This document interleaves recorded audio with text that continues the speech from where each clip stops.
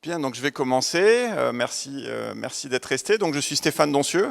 Je suis professeur aussi à Sorbonne Université. On est dans le même laboratoire avec Raja sur le campus de Jussieu. Donc ce dont je vais vous parler là va être dans la continuité des exposés de mes collègues, mais vont être un peu plus focalisés sur la robotique. Et donc on va voir un petit peu qu'est-ce qu'on est capable de faire avec des robots aussi, et notamment avec ces outils d'intelligence artificielle, et quelles sont un peu les limites aussi. Donc ce que vous voyez là, ce sont des exemples de ce que l'on sait très bien faire avec des robots aujourd'hui.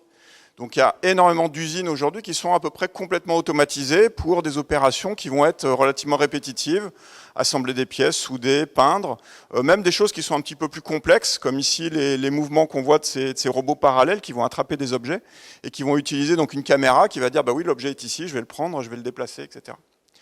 Donc pourquoi est-ce qu'on est capable de faire ça aujourd'hui? Parce qu'on sait très précisément analyser ce que le robot doit faire. D'accord, donc moi je peux décrire facilement le programme. Alors facilement, ça nécessite quand même pas mal d'ingénierie, donc ça nécessite beaucoup d'expertise, mais c'est des choses que l'on sait très bien faire. Ici, ben voilà, on veut récupérer ces pancakes et les mettre de tel endroit à tel endroit, d'accord. Donc on sait faire un programme qui va faire ça. Ce que l'on ne sait pas faire aujourd'hui, c'est ça. D'accord, des robots qui seraient chez vous et puis qui feraient la cuisine ou qui seraient capables de ranger votre chambre pour les enfants par exemple. Ou un robot qui serait dans une usine mais qui n'a pas été construite autour d'eux. Une des caractéristiques un peu de ces différents robots-là, qu'on comprend un petit peu en voyant les images, c'est qu'en fait, on n'a pas mis les robots dans une usine qui existait, on a construit l'usine autour du robot en fait. On a arrangé l'usine pour qu'elle puisse être la plus efficace possible avec ces robots. D'accord ?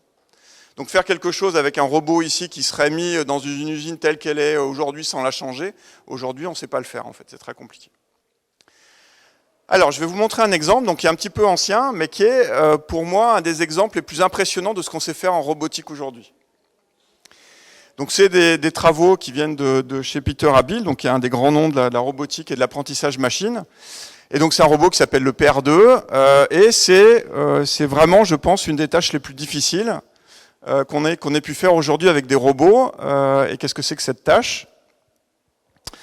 En fait, vous allez le voir tout de suite, ça va être de plier des serviettes, en fait. D'accord. Alors ça vous paraît évident, mais en fait, c'est extrêmement compliqué. Et je vais vous montrer juste après pourquoi. D'accord.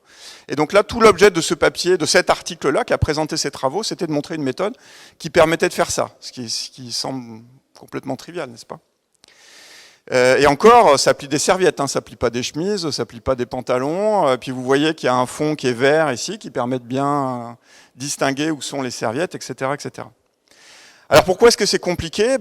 Voilà un peu à quoi ressemble le programme qui est derrière et qui va permettre de faire ça. Donc vous avez ce qu'on appelle comme ça des automates à état fini qui disent voilà où est-ce que j'en suis. Donc j'ai un certain nombre de serviettes qui sont sur ma pile. Et puis, est-ce qu'il reste des serviettes? Oui, alors je vais en prendre une. Alors là, lorsque je déclenche ça, j'ai un petit programme qui va aller chercher une serviette et qui va l'attraper d'une certaine manière. Ensuite, je vais détecter le premier coin, donc c'est là qu'il tourne comme ça, et qui va détecter le coin. Donc ça, c'était le point quasiment essentiel de l'article. C'est super compliqué. Vous imaginez, à partir d'une image, donc une image, c'est juste des pixels, des couleurs, des petits carrés qui vous indiquent la couleur du pixel, et à partir de ça, déterminer où est le coin qu'il faut attraper. C'est horrible. Enfin, c'est vraiment, ils sont très très forts d'avoir réussi à faire ça. Donc une fois que je l'ai détecté, je vais l'attraper. Donc je mets la pince au bon endroit, etc. Et je détecte le second coin, j'attrape et puis je continue cette séquence. Donc rien qu'en voyant ça, vous voyez que sur une tâche qui pour nous est complètement triviale, à quel point ça va être difficile d'automatiser des tâches un petit peu quelconques pour de la robotique. Puisqu'ici, on est sur une tâche qui est relativement simple, mais déjà vous voyez le nombre d'étapes intermédiaires. Et en fait, toutes ces étapes-là, si on en rate une, on échoue lamentablement. D'accord? Et la réalisation de chacune de ces petites étapes, en tant que telle, va être extrêmement compliquée. D'accord? Donc c'est ça un petit peu la difficulté à laquelle on est confronté, et c'est ce qui fait aussi qu'on a assez peu de robots dans notre environnement quotidien. On commence à en avoir un petit peu. Il y a des robots aspirateurs. Alors là, je suis pas très sympa, j'ai mis des exemples d'échecs flagrants, mais ça marche relativement bien. J'en suis un utilisateur aussi.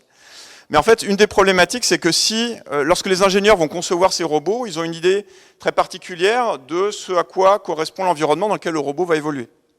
Dès lors qu'on s'écarte un tout petit peu de ça, le robot peut avoir un comportement catastrophique et se planter lamentablement. D'accord ?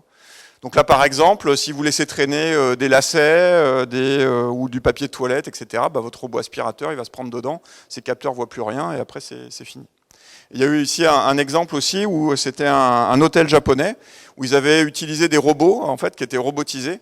Et au bout de quelques années, ils ont fini par arrêter parce qu'en fait, les robots comprenaient pas bien ce que disaient les gens. Ils étaient censés amener les valises jusque dans les chambres, mais en fait, lorsqu'il y avait des escaliers, ils n'arrivaient pas à les passer.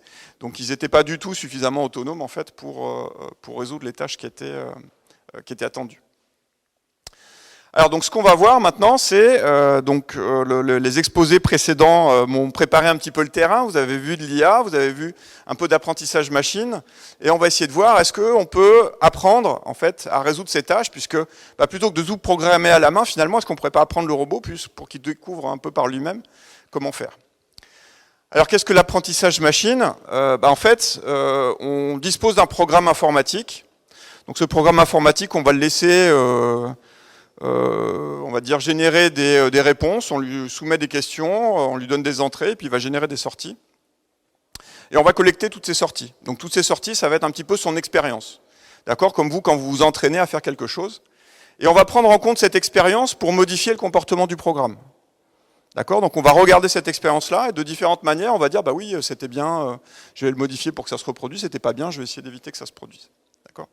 Donc voilà ce que c'est que l'apprentissage machine. Et je vais vous montrer plusieurs façons de réaliser cet apprentissage machine.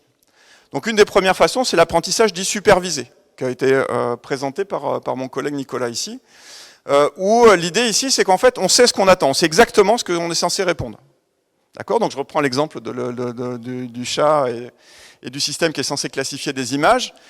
Si mon programme répond ici avion,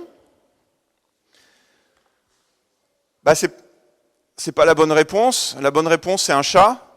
Et donc, je peux aller corriger à l'intérieur. Donc, derrière, c'est un réseau de neurones aussi. Je ne l'ai pas représenté comme ça, mais c'était très bien présenté sur les transparents de mon collègue. Donc, je vais modifier le réglage de mon réseau de neurones pour que la prochaine fois que je lui soumette cette image-là, il me dise, bah oui, c'est un chat. D'accord? Donc, ça, c'est du supervisé. On sait ce qu'il doit générer et on va l'entraîner pour qu'il génère ce qu'on attend de lui. Alors comment est-ce que ça a été utilisé en fait en robotique ça Alors ça a été utilisé déjà il y a très longtemps, au début des années 90, avec un des tout premiers véhicules autonomes, qui s'appelait le NavLab, qui a été fait par l'équipe de Pomerleau, qui était donc un système, comme on peut le voir ici, qui naviguait sans pilote. D'accord ? Et comment est-ce qu'il fonctionnait ? En fait, ils ont fonctionné avec un pilote pendant très longtemps, ils ont recueilli énormément de données, et après ils l'ont entraîné pour que le système donne une réponse similaire à ce que faisait le pilote. D'accord ? Donc si le pilote dit, lorsque ma route tourne vers la gauche, je tourne le volant dans ce sens-là, voilà ce que mon système va répondre. D'accord ? Donc on collecte énormément de données et on va chercher à reproduire le comportement. Et donc là, il y a eu des cas de freinage et il est heureusement, il a freiné avant d'entrer en collision avec l'enfant. Donc ça, c'est la base des véhicules autonomes aujourd'hui. Ils fonctionnent beaucoup comme ça. Je vais vous montrer un autre exemple maintenant qui est un peu plus récent. Qui est un exemple de modèle de fondation. Donc ça aussi, c'est quelque chose qui a été évoqué un peu précédemment. Donc c'est des très gros réseaux de neurones qui vont prendre en entrée directement des images issues des capteurs du robot, qui vont prendre en entrée un prompt, donc des indications textuelles. Tiens, va plier le linge, par exemple. Et ensuite, le robot va jouer une séquence. Donc il va générer des actions qui sont censées répondre à ce qui a été demandé par le prompt. D'accord ? Donc il y a énormément de travaux en ce moment sur ces activités-là. J'ai mis les références. Ça, c'est des travaux de 2024. Et il y a beaucoup de gens dans le monde qui travaillent sur ce type d'activité.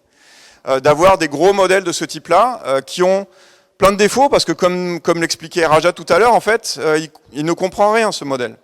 Donc là, c'est des exemples où ça se passe bien. Mais si vous lui donnez une tâche qui est un peu trop éloignée de ce sur quoi il s'est entraîné, il va échouer lamentablement. D'accord ? Parce qu'effectivement, il ne comprend pas. Simplement, vous lui avez donné une explication, vous lui avez donné une requête, vous lui avez soumis à certaines images, et lorsqu'il avait observé ça, l'exemple humain qui avait eu quelque chose de similaire, il avait fait ça, alors je vais faire quelque chose qui statistiquement est pareil, quelque chose qui est proche. D'accord ? Et l'idée, c'est comme pour les images, si vous avez suffisamment de données, le pari un peu de ces chercheurs-là, c'est que ça suffira à faire en sorte que le robot fasse ce qu'il faut. D'accord ? Mais effectivement, c'est un pari. Et aujourd'hui, on ne sait pas si ça permettra de tout résoudre. Mais en attendant, effectivement, ça donne quelques résultats impressionnants. Donc voilà, alors les défauts, enfin les difficultés en fait avec ces méthodes d'apprentissage, on peut les comprendre assez bien, c'est que vous avez besoin d'exemples sur lesquels votre système va s'appuyer. Donc si vous sortez de la base d'exemples que vous avez donnée, en fait votre système il va dire n'importe quoi. D'accord? Et vous n'avez aucun moyen de vous assurer qu'il répondra à ce qu'il faut puisqu'on ne sait pas. Si vous n'avez pas les données, en fait vous ne savez pas. Donc pour les véhicules autonomes, la difficulté, c'est que si vous vous entraînez avec un bon pilote, il y a certaines configurations qu'il n'aura jamais rencontrées. Commencer à sortir un petit peu de la route ou dévier un tout petit peu, en fait, un bon pilote, il évitera ça. Donc si vous voulez avoir une bonne base de données, il faut avoir des exemples qui incluent aussi ces erreurs et qui incluent ce type de choses. D'accord ? Et donc toute la difficulté, c'est qu'est-ce qu'on fait dans des circonstances ici qui n'ont pas été observées pendant l'entraînement. Et donc là, ces méthodes-là ne sont pas du tout faites pour répondre à ça. Alors il y a une deuxième méthode d'apprentissage maintenant que je vais évoquer ici, qui s'appelle l'apprentissage par renforcement. Donc là encore, on va utiliser des informations sur la base de ce que l'on a fait dans le passé, mais cette fois-ci, on ne sait pas quelle est la bonne réponse. D'accord ? Donc je vais vous donner un petit exemple ici pour que vous compreniez. Donc vous voyez, dans ce petit rectangle-là, il représente un labyrinthe vu d'au-dessus. Donc j'ai un petit robot qui doit se déplacer, qui doit trouver la sortie qui est ici. D'accord ? Il ne sait pas où est la sortie. Donc il a quelques actions possibles, voilà, aller à gauche, en bas, avancer, descendre, etc. Et donc il ne sait pas ce qu'il doit faire. Et donc quel est le principe de l'apprentissage par renforcement ? C'est qu'en fait, il va tester des choses. Il va dire, tiens, je vais essayer, là je vais aller tout droit par exemple. Bon. Il va tout droit, ah non là c'est nul. Là tu es entré en collision ici, tu n'as pas du tout trouvé la sortie, donc je vais te mettre une mauvaise note. D'accord ? Comme à l'école, non là c'est 0. D'accord.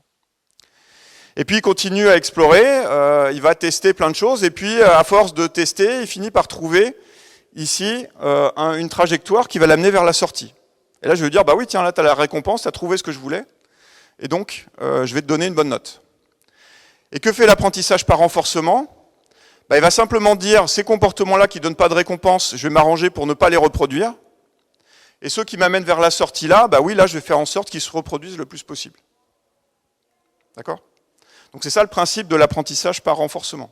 Donc là, il peut explorer, trouver de nouvelles possibilités, et c'est les exemples sur le jeu de Go qui étaient mentionnés font appel à des méthodes de type apprentissage par renforcement. Alors, donc, comment est-ce qu'on peut utiliser ça sur un robot ? Donc là, je vais vous montrer aussi une autre expérience de robotique qui date de 2018 et qui est, à mon avis, parmi les travaux aussi les plus impressionnants qui se sont faits sur de l'apprentissage par renforcement. Donc là, on parle d'une équipe qui a des très gros moyens, c'est une équipe de Google. Ils ont été capables de faire tourner pendant plusieurs mois un ensemble d'une dizaine de robots de ce type-là. Donc c'est un coût qui est faramineux. Faut vraiment des gros moyens pour faire ça. Et qu'est-ce qu'ils ont réussi à faire ? Des robots qui, ici d'en haut, descendent et ferment leurs pinces et attrapent un objet. D'accord, c'est tout. Et qui vont être capables après de le reposer et de faire ça de manière à peu près fiable. Donc pourquoi c'est impressionnant ? Parce qu'ils ont été capables de faire ça directement à partir des images. C'est-à-dire que ce que le programme informatique reçoit en entrée, c'est pas la position des objets à l'intérieur, c'est juste une image venant de sa caméra. D'accord ? Donc c'est juste des pixels comme tout à l'heure. Donc il n'y a pas de structure qui a été faite. Donc c'est là qu'ils sont assez forts. C'est que tous ces ensembles d'objets-là, ils ne sont pas connus initialement, mais leur système est entraîné pour réussir à les attraper et à le reproduire. D'accord ?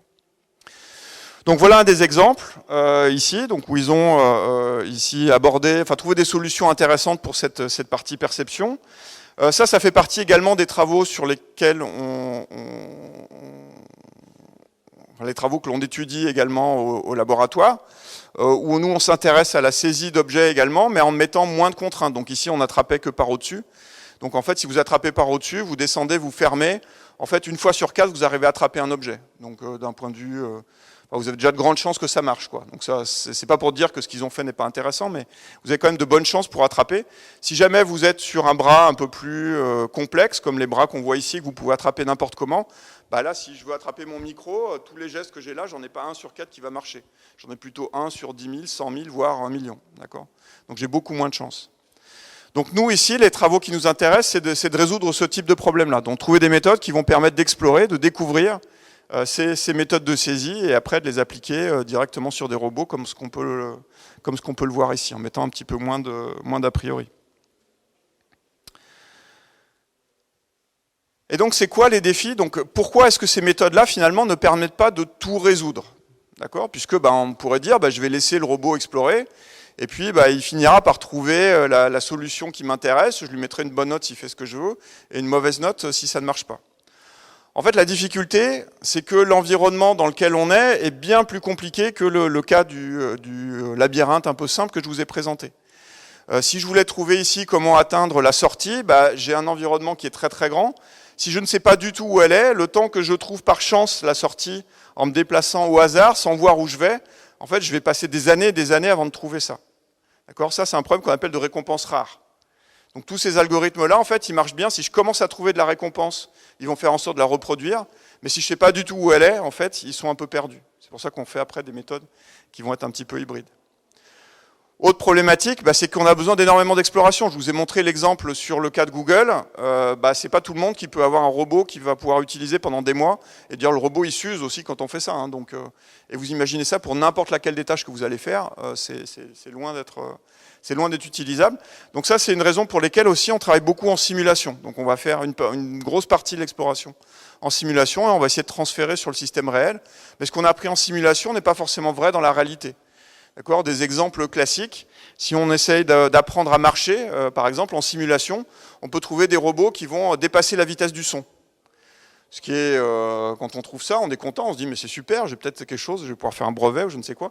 Et en fait, si on regarde ce qui se passe, il tape des pieds très fort. Et puis lorsque vous tapez du pied, en fait, ce que fait une simulation pour gérer une collision, c'est qu'elle va repousser l'objet qui rentre, donc elle va repousser mon pied qui est rentré dans le sol. Mais si je tape suffisamment fort, en fait, le simulateur, il va repousser mon pied tellement fort que ça va faire exploser mon robot. D'accord? En simulation. Et donc mon centre de gravité, qui est le point de référence que je vais utiliser pour regarder la distance parcourue, là, il va aller très très loin, puisque mon robot, il explose. D'accord? Mais bien sûr, ça, c'est pas du tout réaliste. Si j'applique ça sur un robot réel, il va taper du pied, il va se casser le pied, puis il va tomber par terre. D'accord? Donc on a ce problème également de lien entre simulation et réalité. D'accord? Et donc là, pour terminer, je reviens un petit peu sur ces images que je vous ai montrées. Vous vous en doutez un peu, c'est des images que j'ai générées avec des outils d'IA générative. D'accord? Moi, je suis complètement incapable de faire ça autrement que par ce biais-là. Je n'ai pas du tout les compétences artistiques, on va dire, pour faire ce genre de choses. Et c'est là un petit peu le paradoxe, c'est que toutes les tâches de robotique que je vous ai montrées, en fait, je suis tout à fait capable de les faire. Je veux dire, rattraper un objet et le mettre d'un endroit à un autre, c'est complètement trivial. D'accord? À partir de 4-5 ans, on est capable de le faire. Pourquoi est-ce qu'on a ces difficultés en robotique? C'est que, en fait, tous ces modèles génératifs, maintenant, on a trouvé des architectures, comme ça a été un petit peu évoqué, qui sont capables de les résoudre. On sait que j'ai du texte en entrée, on sait que j'ai une image en entrée, voilà, on a trouvé des façons de le décrire qui font que maintenant, on sait faire et on est capable de, comme ça, générer ces images. Cette architecture idéale en robotique, en fait, aujourd'hui, on ne la connaît pas. Donc, il y a énormément de travaux sur ce sujet. Mais en fait, ce qui est compliqué, c'est qu'il y a énormément de capteurs différents, et tous les robots ne vont pas forcément avoir les mêmes capteurs. Certains vont avoir des capteurs visuels, des capteurs tactiles, des capteurs sonores, des capteurs de distance. Ils peuvent avoir des instructions verbales aussi pour leur indiquer quoi faire. Ils peuvent avoir un retour moteur, ils peuvent avoir un état interne qui leur dit où en est leur batterie, par exemple. Et donc, tout ça, ça rajoute des informations, mais ça fait qu'à chaque fois, ça peut impacter et changer, en fait, mon architecture. Et au-delà de ça, c'est quoi la tâche en fait? Ici, pour générer des images, voilà, je veux générer une image qui correspond au prompt que j'ai généré. En robotique, il y a autant de tâches, il y a une infinité de tâches. D'accord? Donc on n'est pas capable aujourd'hui encore de décrire ce type d'architecture. C'est un peu ce vers quoi tendent les architectures de fondation que j'ai expliquées, mais en fait, elles sont loin encore de gérer le cas général. Et ça, donc je vais terminer par ça, c'est ce qu'on appelle le paradoxe de Moravec. Donc ça a été proposé donc, par un chercheur, Hans Moravec, qui dit qu'il est relativement facile de faire en sorte que les ordinateurs présentent des performances dignes d'un adulte lors de tests d'intelligence. Et donc ça, on l'a vu très bien sur l'exemple du jeu de Go, qui a été... je veux dire, cet exemple-là du match entre Google DeepMind, AlphaGo et LycéDol, ça veut dire qu'à partir d'aujourd'hui, en fait, ce jeu de Go qui était représentatif de l'intelligence, de la créativité humaine, donc on pensait impossible à résoudre à part des machines, bah aujourd'hui c'est fini en fait. Il n'y a plus aucun humain qui sera compétitif avec ce type de système. D'accord ? C'est juste terminé, quoi. Et dans le même temps, une année plus tard, une équipe de Google également, donc il y a des gros moyens également, donc c'est pas une question de manque de moyens. Ils font quoi? Ils vont faire un robot qui va être juste capable de vider comme ça, et c'est le top du top en matière d'apprentissage de robotique. D'accord? Donc c'est ça ce paradoxe de Moravec en fait, c'est que des tâches qui nous paraissent compliquées intellectuellement, en fait, elles sont beaucoup plus simples à résoudre par des machines que des tâches qui impliquent des interactions sensorimotrices qui sont encore assez grandement hors de portée en fait. D'accord ? Et je vais m'arrêter là. Merci à vous. Si vous avez des questions, n'hésitez pas.